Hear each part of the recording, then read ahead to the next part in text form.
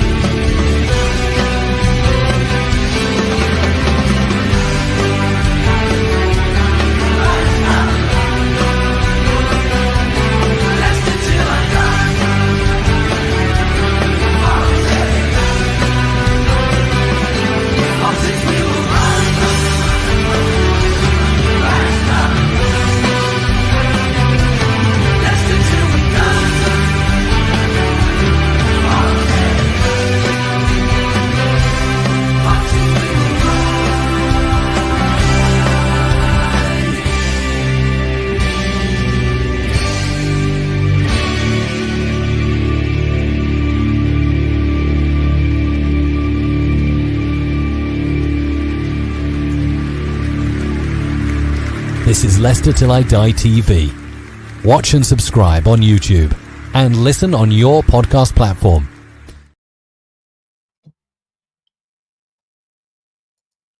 You didn't think it was going to happen, did you? No, you didn't. You thought it was all going to fall through. I know. So did I a little bit. Welcome along. Good evening, good afternoon, good morning, good night, good day, goodbye. Hello. Welcome along to LTID TV from Leicester Till I Die.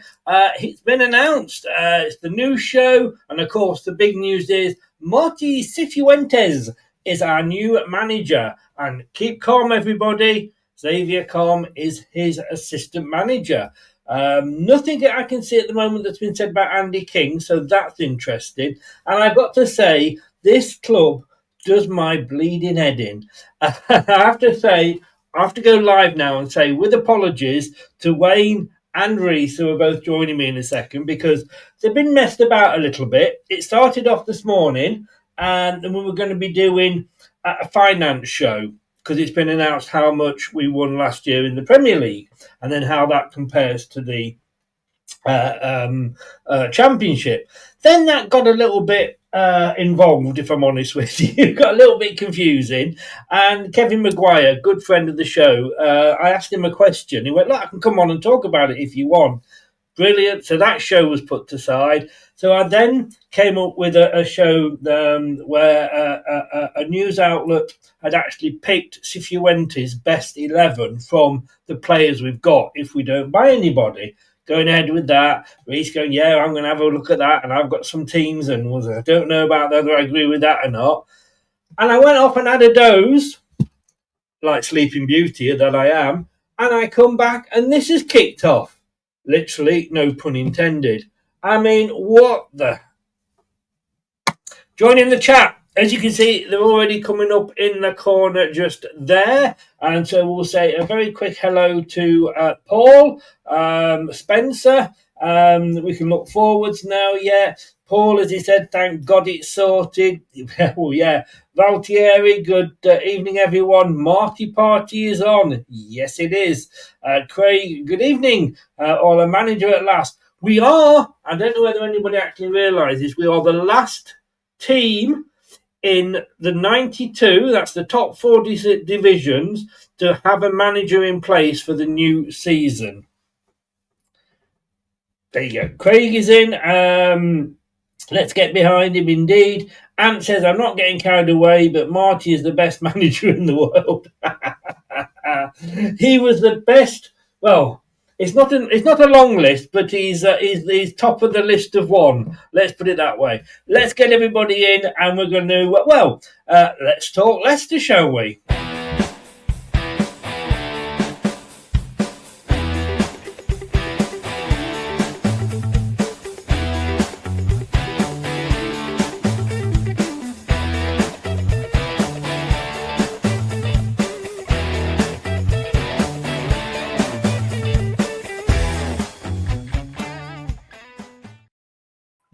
And I've got to say good evening to Ant. I thought you'd be doing your own show, Ant. Check him out. He's back. He's live. He's been let out of social media jail. Wayne, oh my God, I'm sorry. We've been doing this. We've been doing that. We've been doing the other. Well, we haven't been doing the other, but you know what I mean. Before I get you in trouble. Yeah, this is complicated. The manager's situation, isn't it? You know, there's probably a background PSR with all of this and his contract, but it's less complicated than the figures that we talked about earlier, Chris. I mean, some of those were hieroglyphics. So I'm glad we're talking about this. Thursday morning we'll be talking finances. Reese, we've got it over the line at bloody last. I mean, I thought you mentioned the other night that Claudio was the last manager that joined us after we'd actually set off for pre-season. I was thinking I was going to have to do a picture of Cifuentes as Maria on top of the mountains in Austria singing "The Hills Are Alive" as he made his entrance. You're probably too young to get that reference, but you've got to be happy, haven't you? Wayne is, because he's an old bugger, but you've got to be happy, haven't you? Yeah, it's just good to finally get it over the line, and now he can set off out to Austria and implement his playing style, his tactics, and all that malarkey. So, and hopefully get us back to where we belong. So, yeah, looking forward to seeing what he can do. Well, like I say, having seen the finances earlier, I can see the attraction. Well, apart from the obvious attraction, but being in the Premier League, the finances, bloody hell, are they different? But look, to pinch a phrase off Fabrizio, here we go. Great news. We are delighted to announce, it says here on the Leicester City website, we are delighted to announce the appointment of Martí Cifuentes. This was just under an hour ago, as a new Leicester City Football Club first-team manager, effective immediately. He's 43 years old. Guess what year deal he signed? Yep, 3. Who knew that? He has coached in Spain, the Netherlands, and Scandinavia. His most recent experience was as manager of Queen's Park Rangers. 3-year deal. I guess that makes sense, Wayne. Well, I was just jokingly making a note, thinking, well, it's not like the mafia. It's like the price setting, aren't they? The managers. They've all got together and say, look, we've got this now down. Whatever you say 3-year deal, and eventually they'll buckle. They might try and get it to do, but everybody has a 3-year deal, Chris. They do. Whether you do a bad job or not. I know. Well, I actually went and got I bought recently a mafia. What do they call those things that used to organise? Personal organiser. I bought a mafia personal organiser. Tell you what, Reece, it was very organised crime. Anyway, let's move on quickly, I think. I mean, there was rumours that he was going to have a 2-year with a 1-year extension. Yeah, I was a bit surprised to see a 3-year deal. I won't lie. When I spoke to Uncle Clibber about it, I thought, 2 years finally. But no, obviously we've gave into 3 years by the looks of it.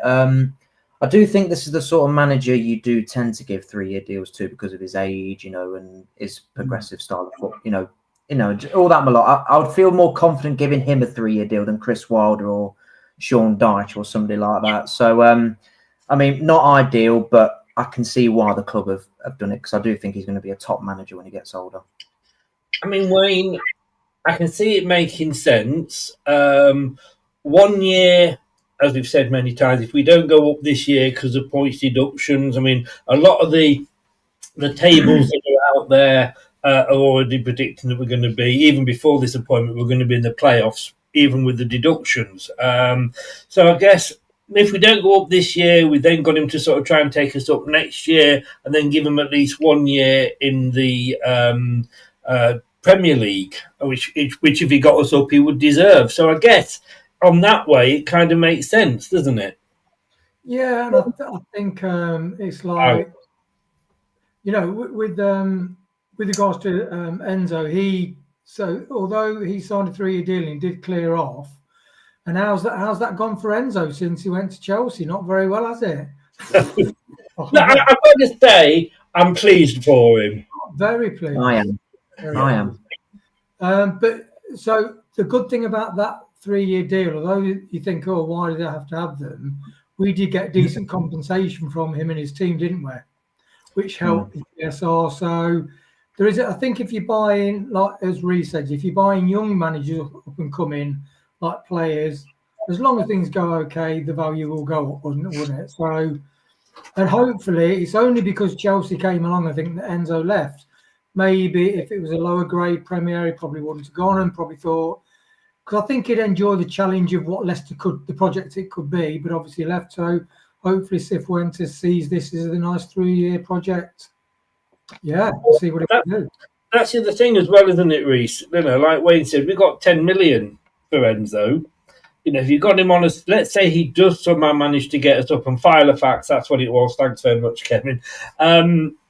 If he does get us up in this first year and he is poached, and I know this always annoys Locks, doesn't it? On sort of, don't appoint a manager because it's somebody that might get pinched. Well, look, if they're going to do well, we have to accept they're going to get pinched, But, if he does get us up now and we've got him on a 3-year deal, we can get more. 10 million we got for Enzo, $500,000 it's cost us for Cifuentes. Yeah, I think it'd be silly to say that, you don't want to get a manager that's going to get poached. That's the whole point in managers nowadays. They play, they build their own stock up to get a bigger and better club. That's just the way football managers work nowadays, unfortunately. Yeah.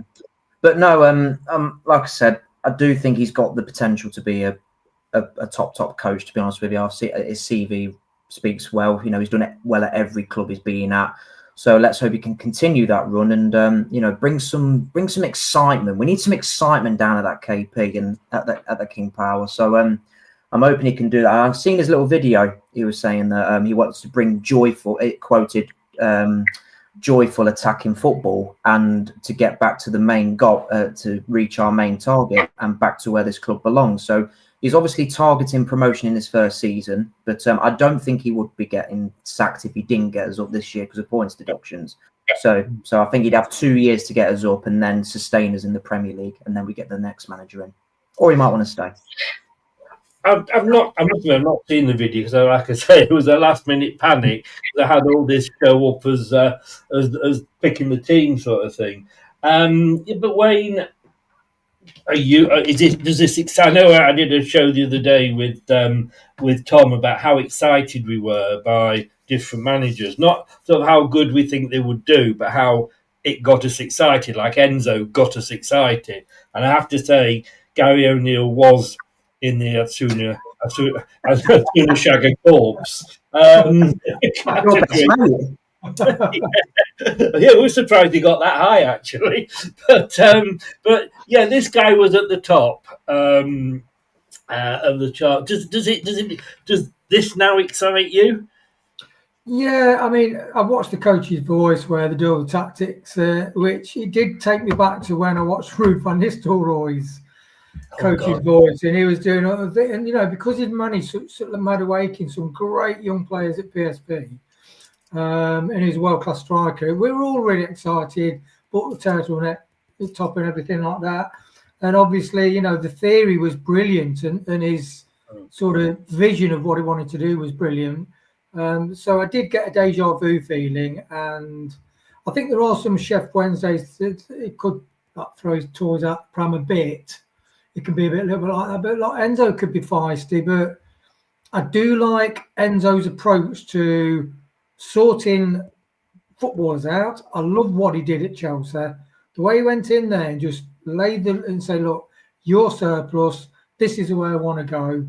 And if I think Cifuentes same kind of temperament, and so with some of our aging stars and the young kids, I'm really, that's what I'm more happy about with this guy, definitely. I won't see what I was going to say then about young kids. Talking of young kids, though, Reece,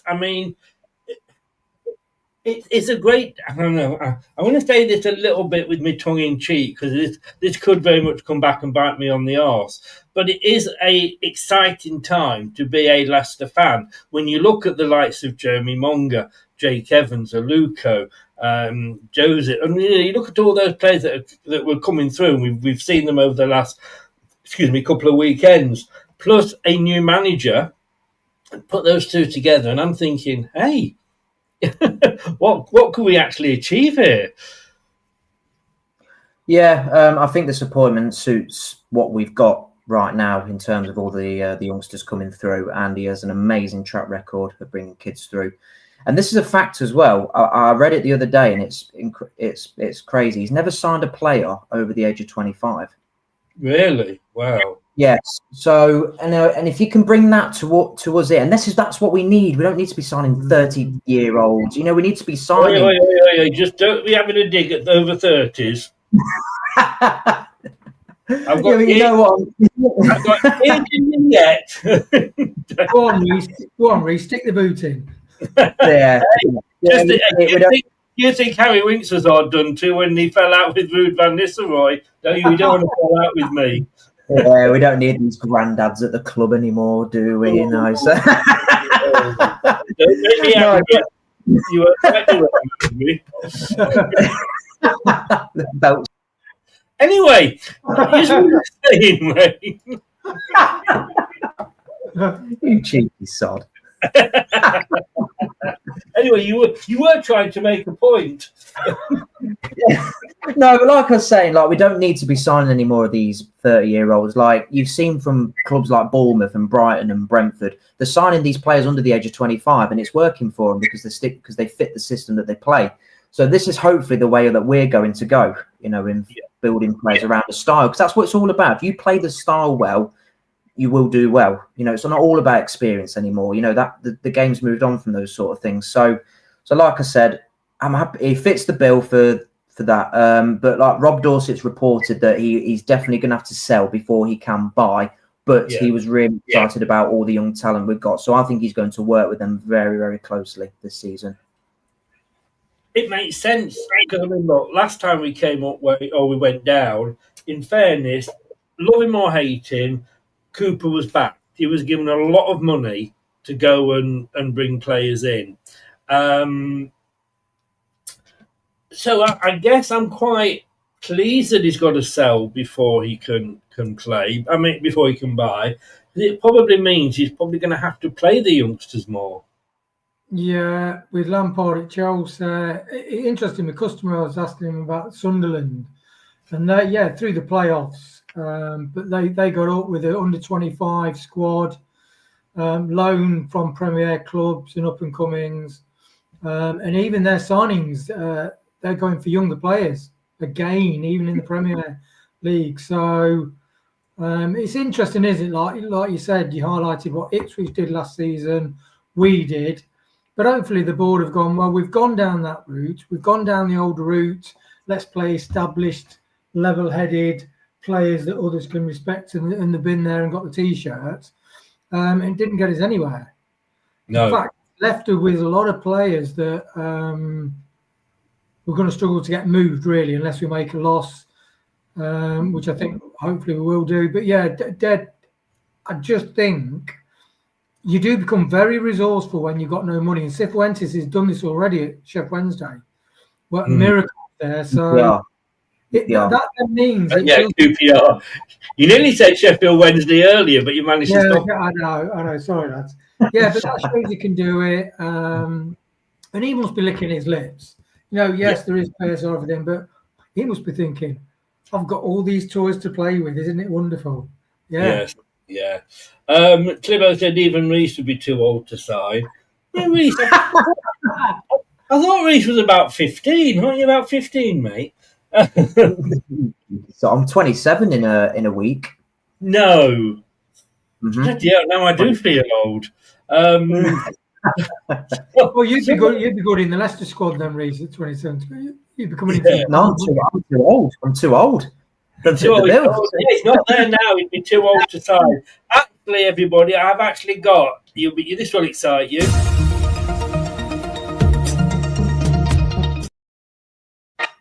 Apparently, our live Sky TV game against Sheffield Wednesday has been cancelled.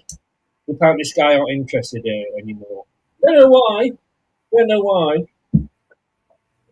That was a joke, by the way, guys. I know. We went to I was like, you what?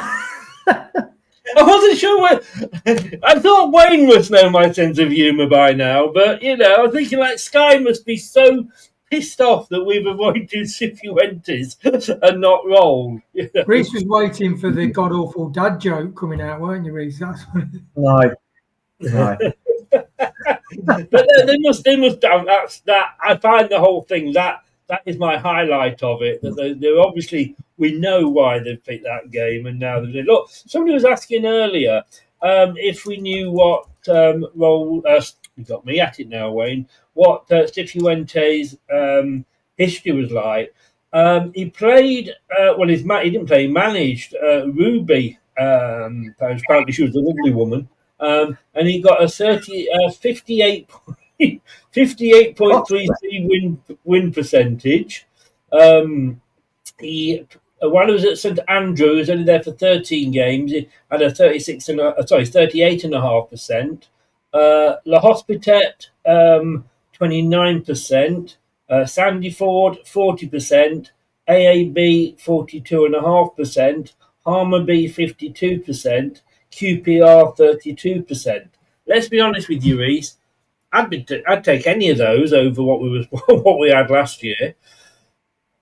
Yeah, definitely. I think my favourite thing about his CV was when he went to Sweden, and it was very based 4-4-2. Roy Hodgson kind of gave them inspiration to play that football, and he came in and just completely changed it. He's like, no, we're going to play this style.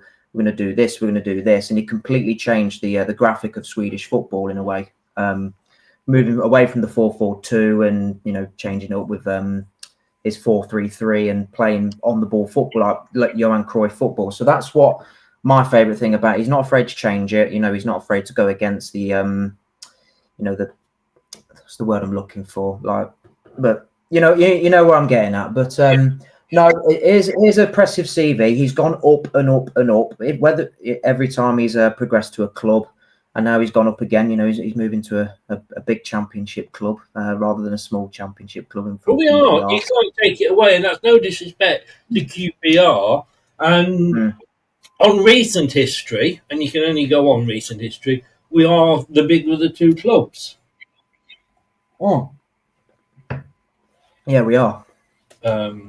But I mean, Wayne, he's Spanish, Catalonian. Let's hope he doesn't go around kissing all the women in Leicester and gets arrested. That's what Spaniards tend to do, isn't it? Sorry. But he has been around, as in, as Rich was saying, different footballing styles. And do you think that will aid him? Yeah, I do.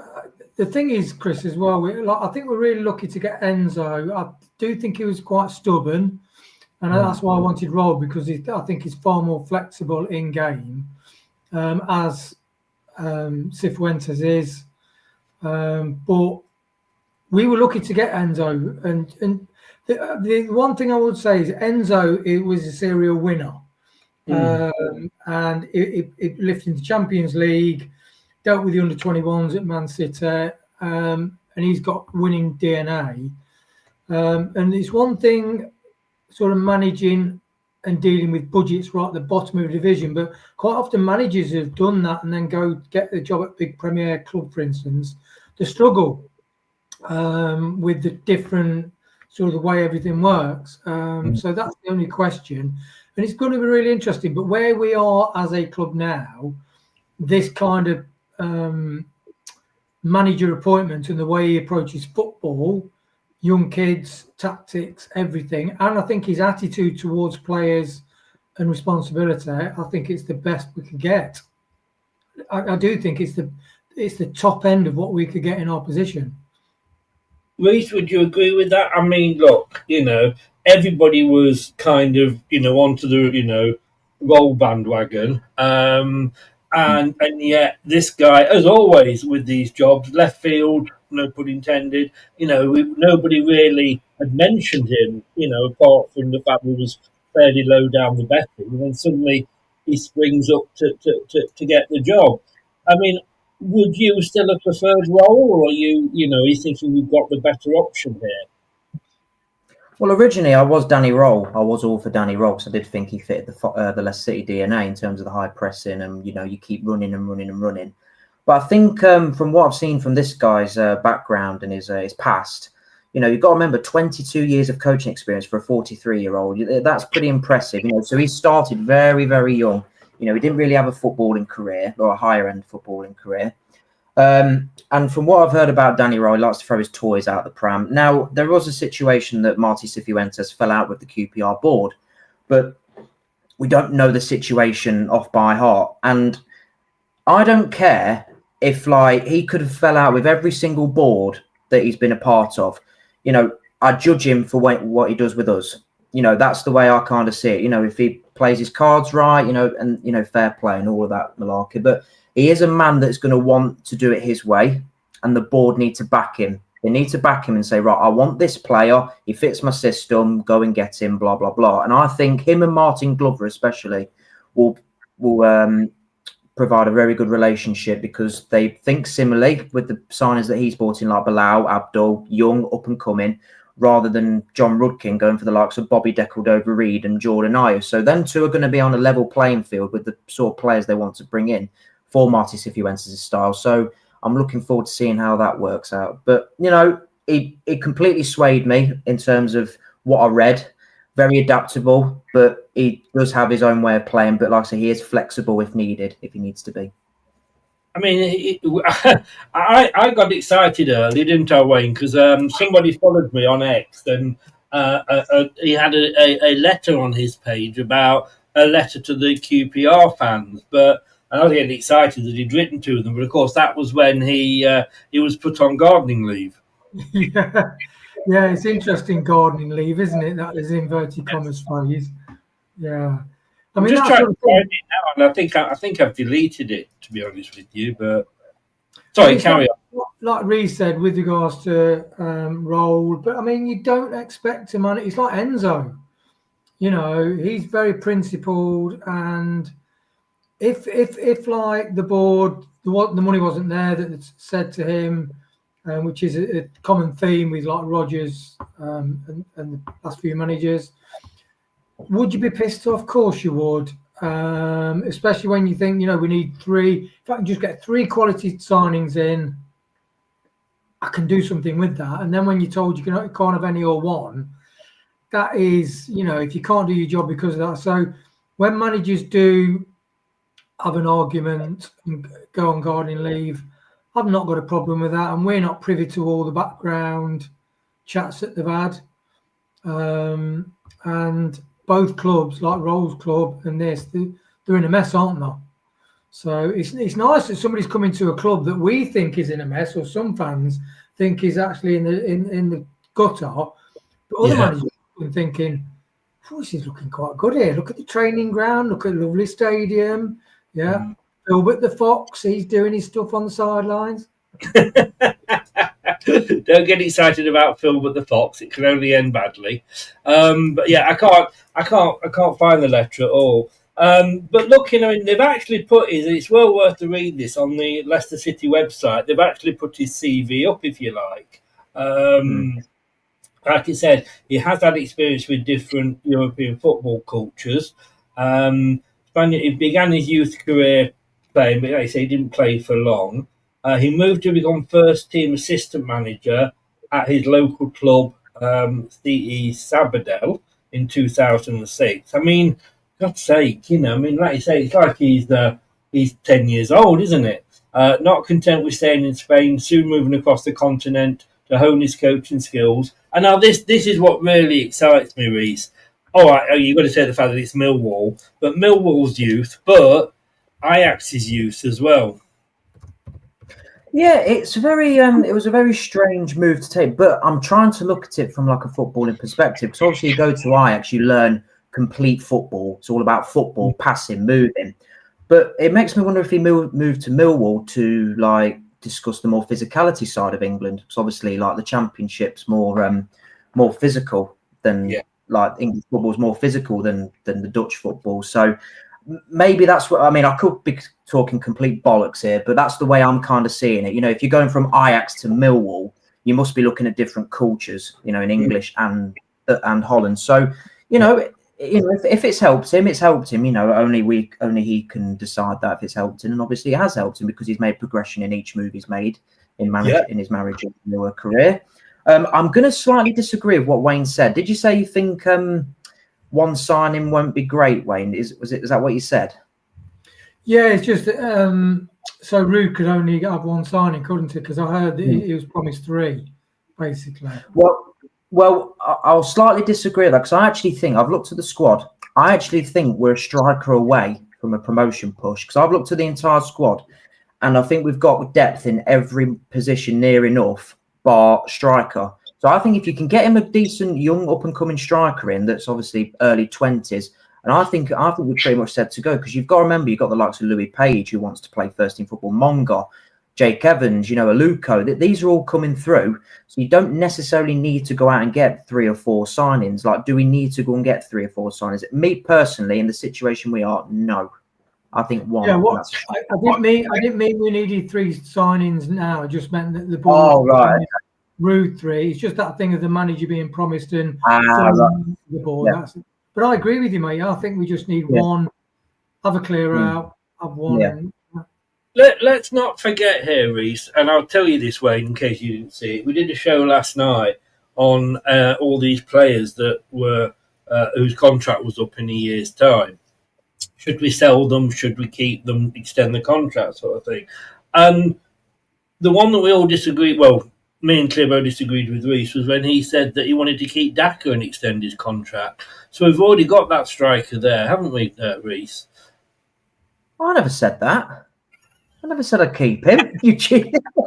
You're setting me up here, you are. They're in the pot, Reese. I love that. Look, for a minute, you're thinking, did I? That's poker face, I know. Your poker face is unbelievable and it's pissing me off now. Yes, I mean, this is a thing, though, isn't it, Wayne, that, we have got a good squad.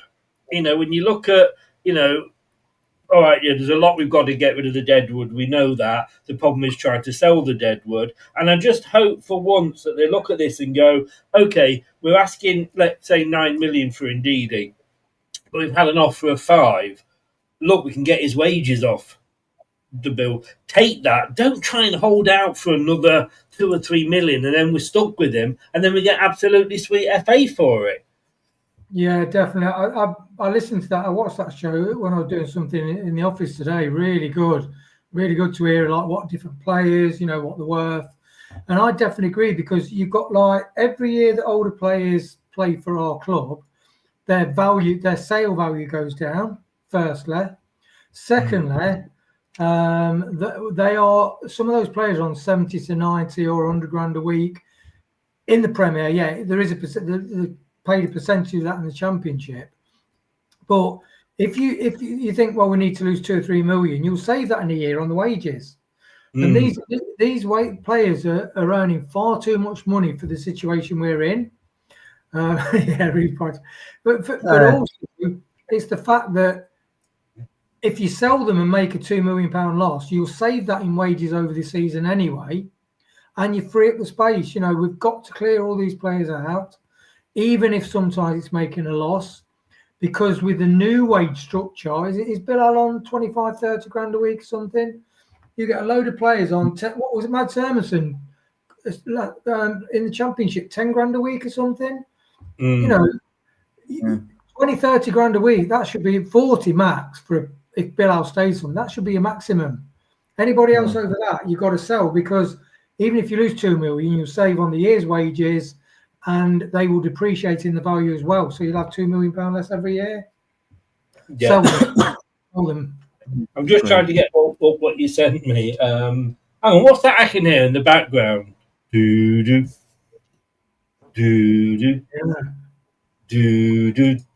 Sorry, that was the Jaws theme. Sorry. That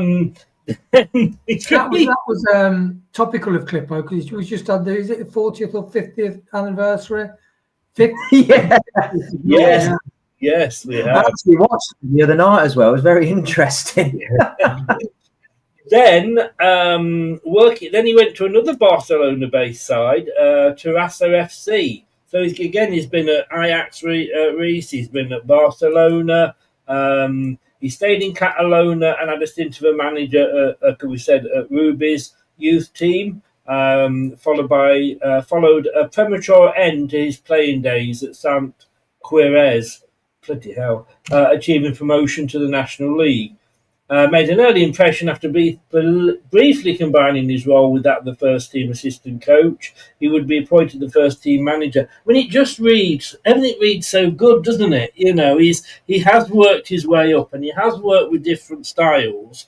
And I did speak to the QPR fan who said he could be a bit stubborn, in changing things. But then again, we're used to stubborn managers, aren't we? I'm really excited by this, that he's not coming to us with just, one style of football in him. Yeah, I think obviously with the QPR fans saying that he might be a bit stubborn, maybe he didn't have the personnel to change it. Where you come into Leicester, you've got a lot more squad depth, you've got a lot of better players than he did at QPR. So maybe you will see some adaptability. And the thing that I like about his CV as well, it doesn't look like he's gone from one job and he thinks, "Oh, I'll have the next big job now." He's kept it realistic with his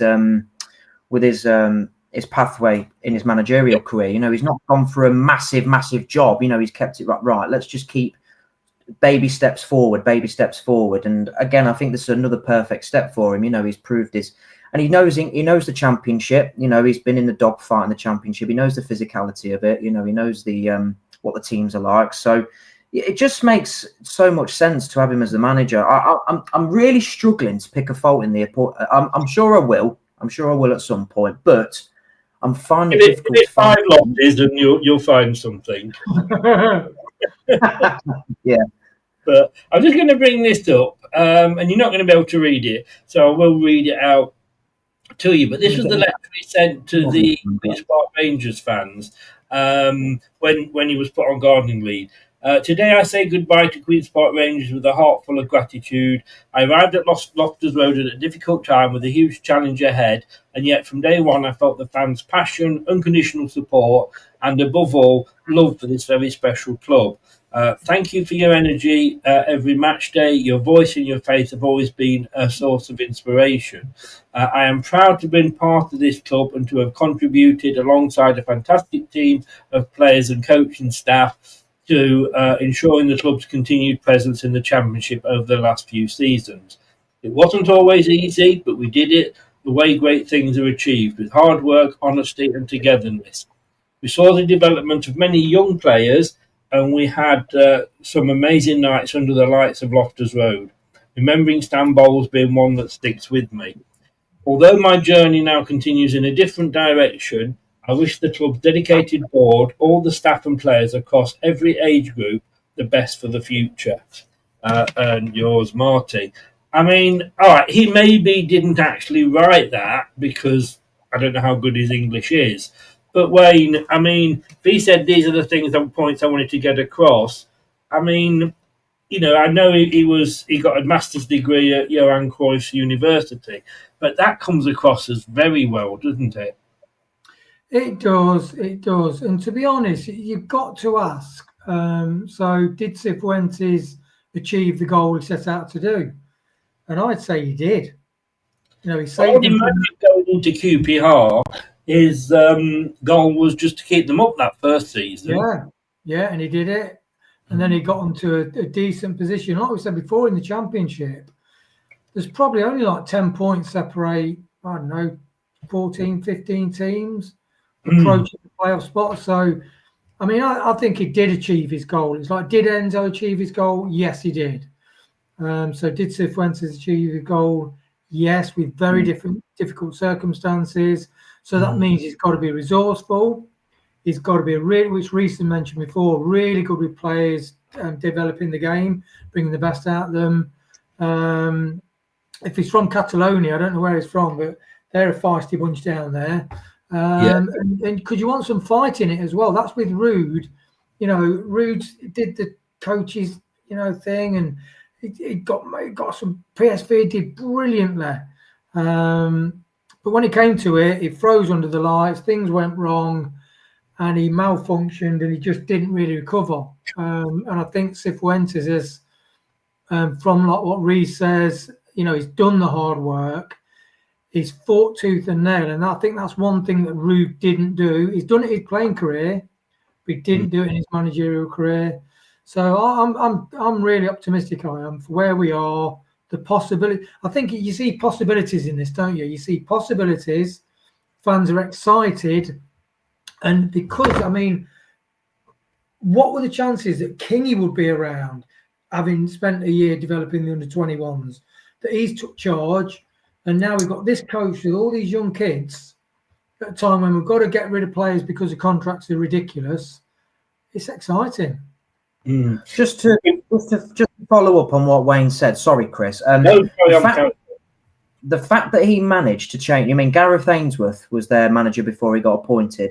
Very long ball manager. Very. You hoof the ball up front. You hold up the ball. And he completely changed the style, and he got them, and he kept them up comfortably. And I think to keep a team up with players that are not your players. Completely changing the style of play to keep them up comfortably, and on the way battering Leeds by the way, beating us 2-1 and battering Leeds 4-0. I think that's a hell of an achievement. With no money spent. I think that speaks volumes for me on what kind of manager he is. When he took over QPR, that was the season before, I think, wasn't it? I'm sure Now I think they were second bottom when he took them over. And he got them from 23rd, and they finished in 18th, 6 points clear of of Birmingham, who had gone down. That's not just keeping you up by the skin of your teeth. Look, if Dean Smith had kept us up when he was with us, we'd have done it by a point or something like that. That was really smashing the ball out of the park, wasn't it? It was waving to Wayne Rooney, wasn't he? Then yes, it was. But I've got to ask you, of course, now that Rude's been sacked, Wayne, will you be reading his book, or is it still holding the door open? You know what? I've literally had a ceremonial cutting of his turtleneck, and in fact, when I saw the coach's voice and looked at Cifuentes' video, it did remind me of watching Ruud van Nistelrooy's, and I'm thinking, well, that was a load of bollocks and hot air, wasn't it? You know what I mean? But let's put it this way: I've got a bookshelf full of books I've got to read, and it's right at the back. Behind Jack and Jill and the famous five, is it? Reece, somebody said there, and this is very interesting, I've not seen any mention yet of Andy King. I don't think you've got to worry about that. I think that was part of the deal, to be honest with you. And I think if Andy King was going to go, I think they'd have confirmed it in the statement as well, to be honest with you. So I don't think I don't think any fan should be worrying about is Andy King going to stay and all of that. I think I think it was all part of the deal, and I think this is all built up for Kingy to learn a bit more under an experienced manager with 20 plus years of coaching experience, for him to be the next Leicester City manager. Look, if not the next Leicester City manager, then the one after that. I think this is all built. The main project is let's get Kingy as the future Leicester City manager. Give him experience and all that malarkey. You've got a great guy with 20 years of experience in football in terms of coaching. Worked under probably one of the greatest footballers of all time in Johan Cruyff. And that's incredible. To work under him, and he was the one that started all this possession-based tippy-tappy football stuff. So I don't think you've got any worries about Andy King. He'll definitely be part of his coaching team. Did you see? I mean, somebody put there. I heard a rumor today from a QPR fan that solid part of the deal is we can't buy any QPR players. I would. The question is, would we want? But B, so what? I mean, I don't think they would be the players we're looking at. Although we have been linked with a Sheffield Wednesday player, left back. I don't know if you saw that at all. It was on my blue sky. Alex Crook. This was yesterday. Alex Crook was saying that Leicester are now in the race to sign Max Lowe, who is understood to be one of the Sheffield Wednesday players who was given his notice following the club's failure to pay him on time. And I actually don't really get an awful lot of interaction on Blue Sky, but a Sheffield Wednesday fan came back and went, "Oh God, no, we're not going to lose him, are we?" Sort of attitude. So that's that. And I said, like, "Oh, he's good, is he?" And he's come back, "Oh yeah, he's one of our better players." Blah blah blah. So that's. But you know, can you think of anybody really at QPR that would want to buy? Not really. Is that Tim Reese? Is it? I mean, I'll go to Reese for that one. Sorry, Reese. There's a couple. There's two I can think of. It's a guy, a young winger called, I think it's Poku, I think his name is. I think he'd be one that I would be interested in looking at, but we don't need any wingers. And the other one is Cher, the attacking midfielder. And again, we don't really need attacking midfielders. They're the only two that I can think of that would fit the profile that we were looking for. And what Martí Cifuentes. But apart from that, not really. So if you want to put that in the deal, then go ahead. I'm not really asked, to be honest with you. Tell you what, though, Wayne, her career's dropped a little bit, hasn't it? Sure, I mean, she used to be able to... Reese sat there thinking, who's Cher? If I could turn back time. Yeah, that's the one. That's the one. See what Dan's put in the chat, Chris? I've just... all I've said... Oh, wait a minute. Breaking news. Daesh sacked agent... Morehouse. Job. Well, apparently he didn't want to talk to us. The rumours were that he wasn't interested. And when they're saying like who we've spoken to, that it was Gary O'Neill and Chris Wilder. You know, he never came up. The rumours were absolutely bonkers, weren't they, Chris? Yes. They so were. Yeah. So look. Look at, like I say, you know, if there is a crime, and I looked at this team, like I say, that Football League World put together. I think I sent it to you both. And when I look at that team that they've put out, but it's presuming there's no body buy-in or anything, and we're not necessarily selling, but we can't buy anybody. It's not a bad team. We have got a really good squad for this guy to work with, haven't we? Yes, we need a striker. I think that's the one thing we definitely do need. And if Mads goes, we'd probably need a backup keeper. Because let's be honest with you, we normally have like a five-a-side of keepers, don't we? But looking at it, I think we've got the squad. My worry is the points deduction. I think if it's 6 or under, we can still get promoted. If it's 12, I think we could struggle. But first of all, Wayne, would you be happy with this plus a striker? Well, it's interesting. I wouldn't choose some of those players on that page. I would put other players in the team first, to be honest, like a Luco. Monga's in there, don't you moan? Monga's in there. Mabadidi up front. It wouldn't be for me.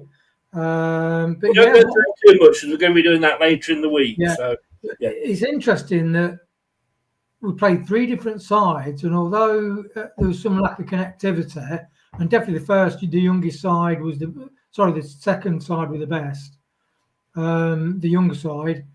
But out of those 3 teams, you looked at any of those teams, you're thinking they'd at least be mid-table in the Championship. Any one of those teams.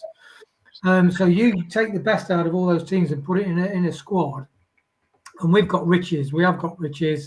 We've got speed, and the lads. I chatted with my brother because he didn't watch all 4+ hours like we did, but he watched about hour and a half. I know. Oh dear, that's a segment of your life you'll never get back.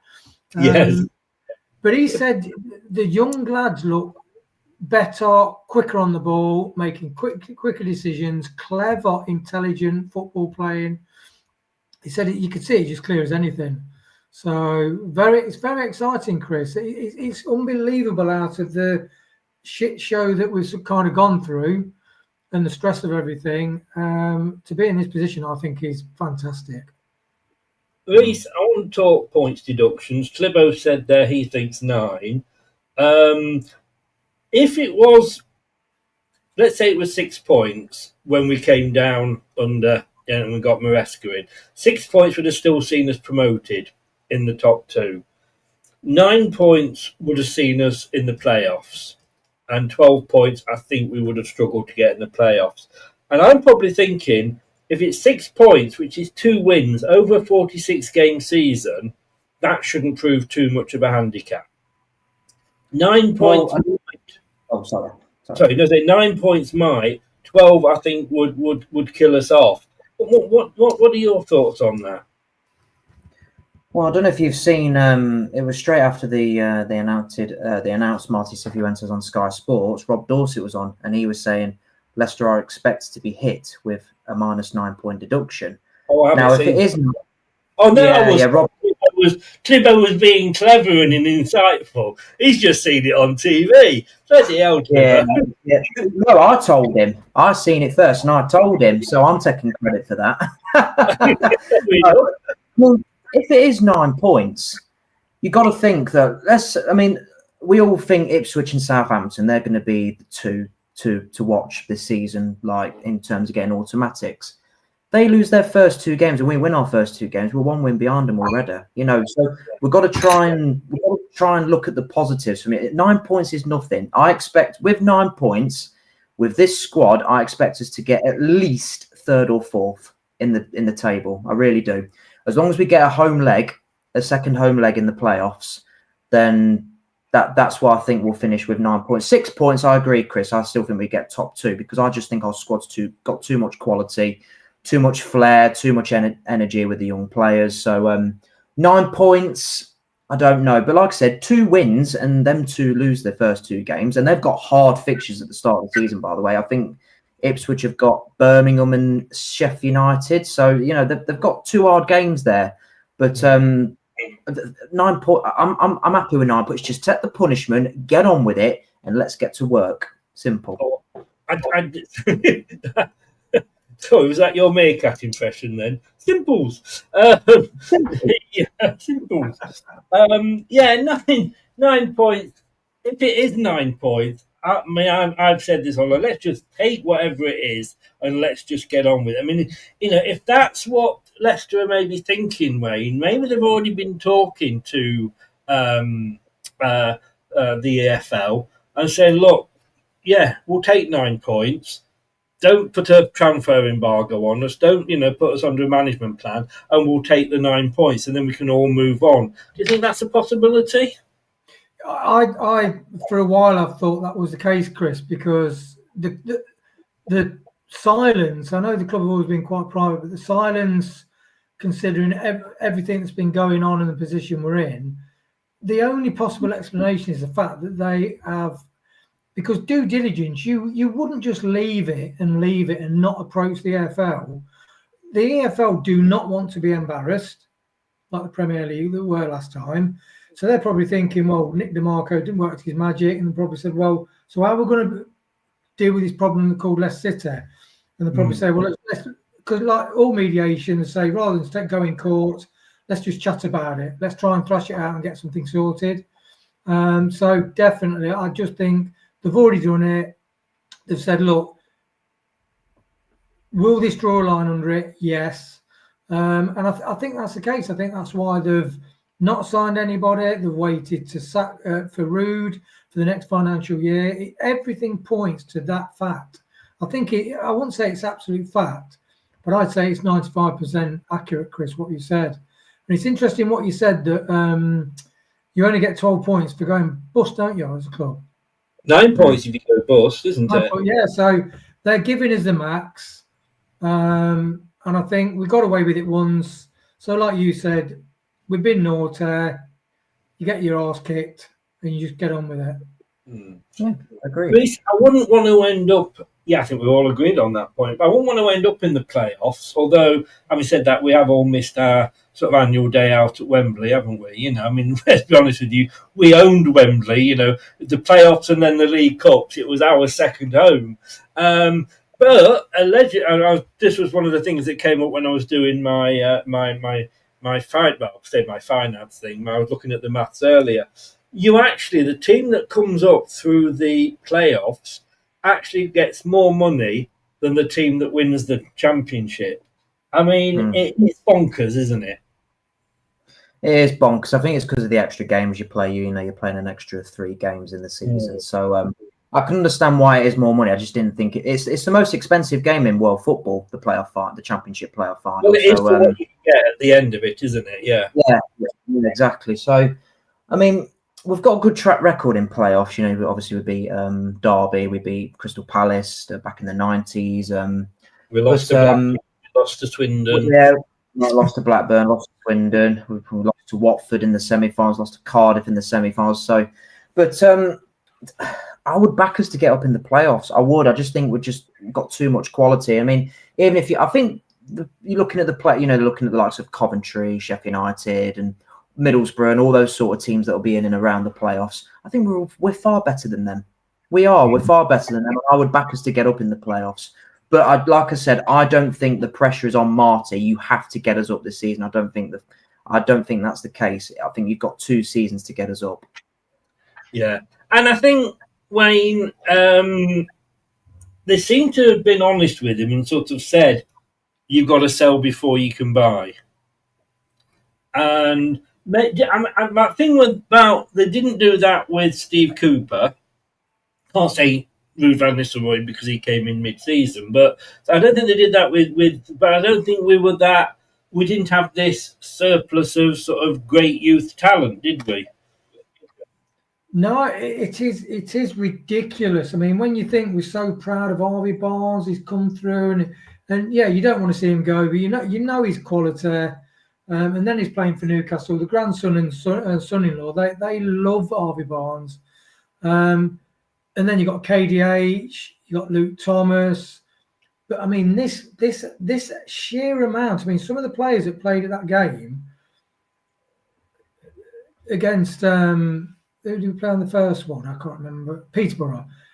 Yeah, Not even heard of them. You're thinking we've not just got one. We've not got 3 or 4. We've got 5, 6, 7, 8.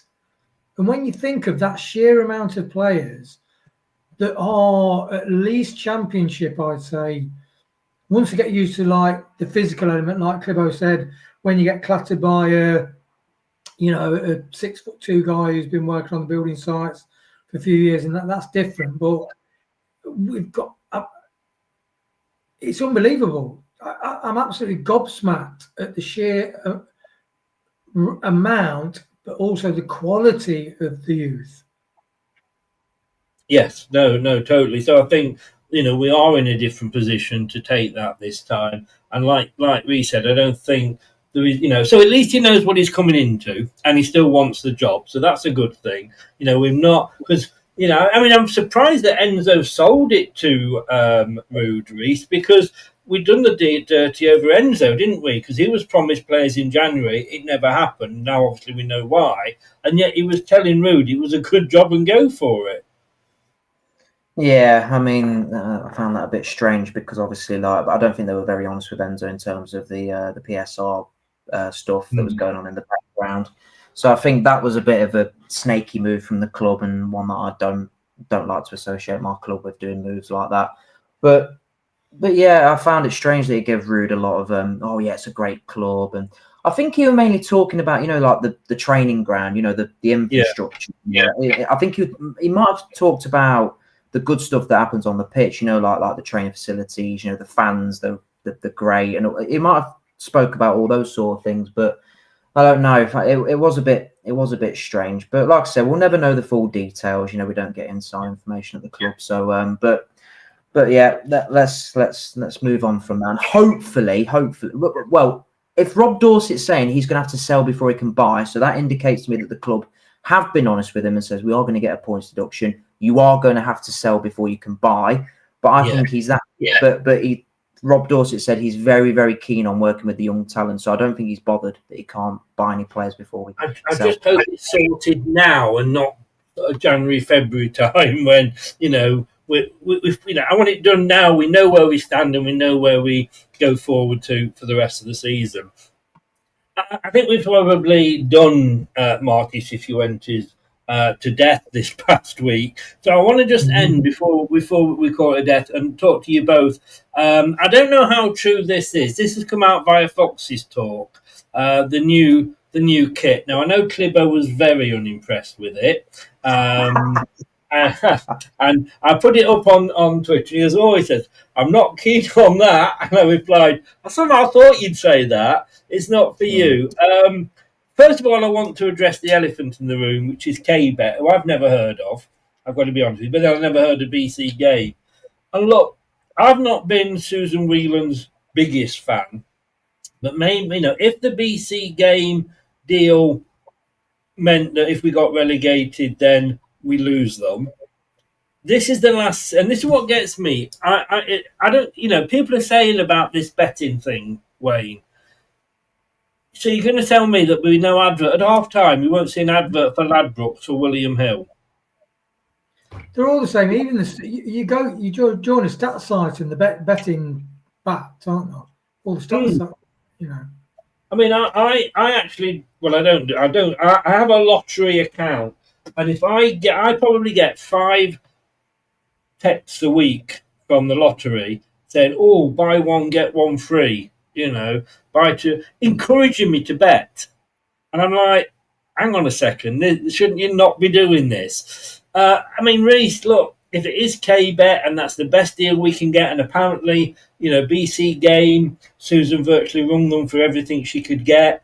Again, it might be another one of these where they're sort of from outside this country and they're looking at our target audience rather than sort of people in Leicester. We can only have it for a year anyway, but I'm presuming then if they're saying to the football clubs, right, at the end of this year, blanket, no betting companies on your front, I guess Sky Bet can no longer sponsor the Championship League 1 and League 2. Yeah, that is the case. But also, I mean, going on to this sponsor thing with Bet, no one was complaining when you had alcohol on your sponsors. No. So, I think we have to put some context into this, lads. So, but I'm not bothered. I'm really not asked who the sponsor is. If it's the best financial deal for the club, that's all I care about, to be honest with you.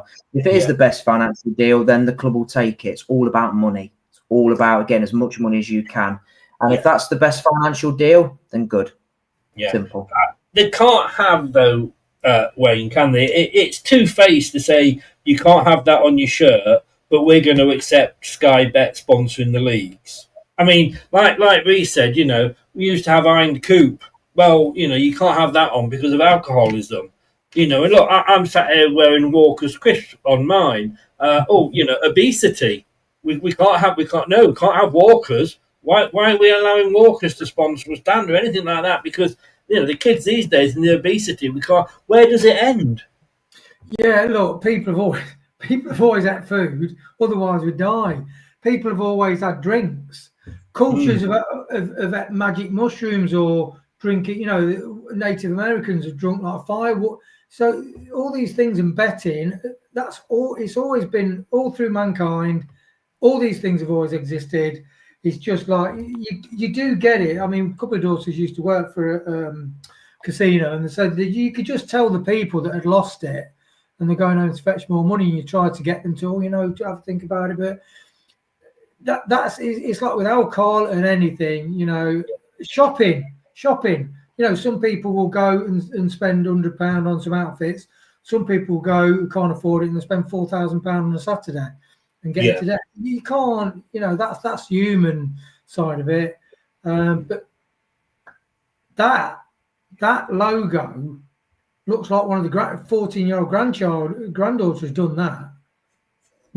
We're never going to be happy with the logo. I mean, look, what have you got on yours there, Wayne?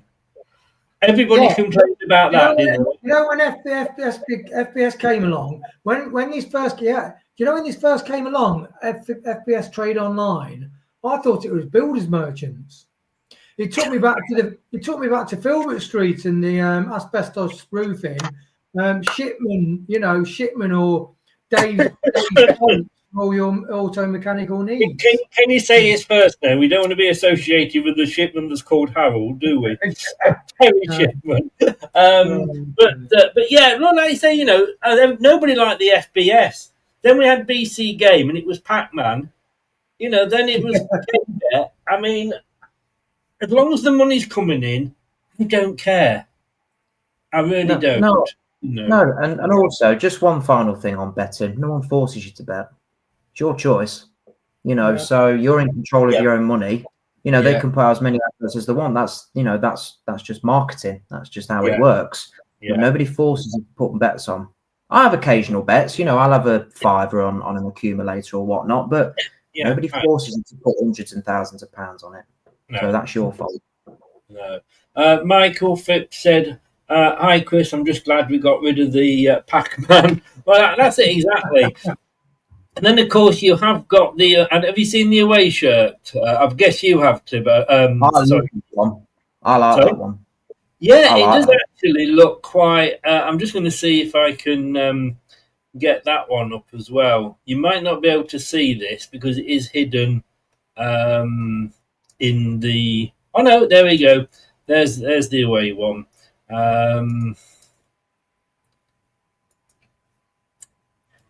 Yeah, I actually prefer that to the blue one.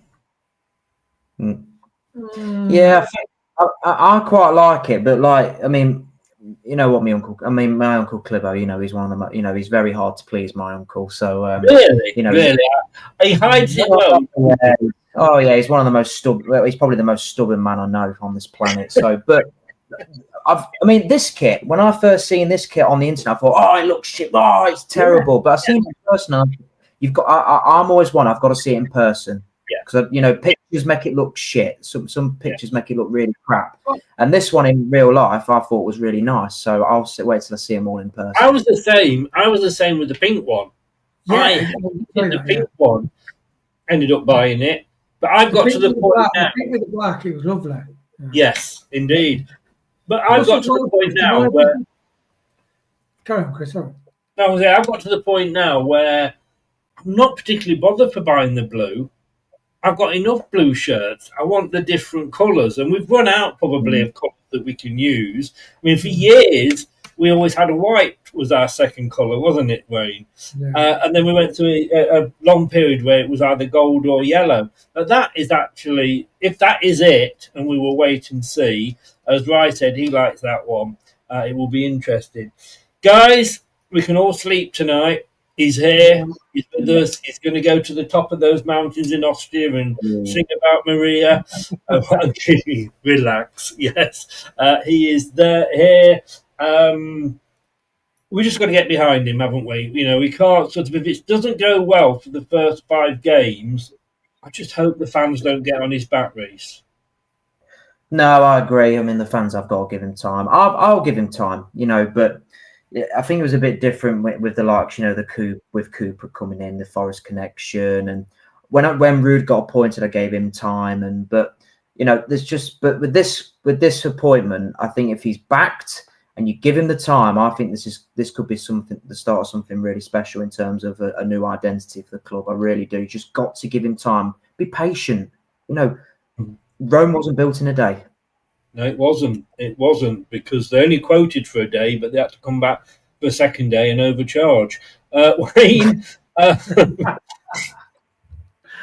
mean, I've got to say, I would not have given Gary O'Neill any time at all. He would not have had any bedding in period. The first mistake he made against Sheffield Wednesday, I would have been on his case. But this guy, I will give him that time.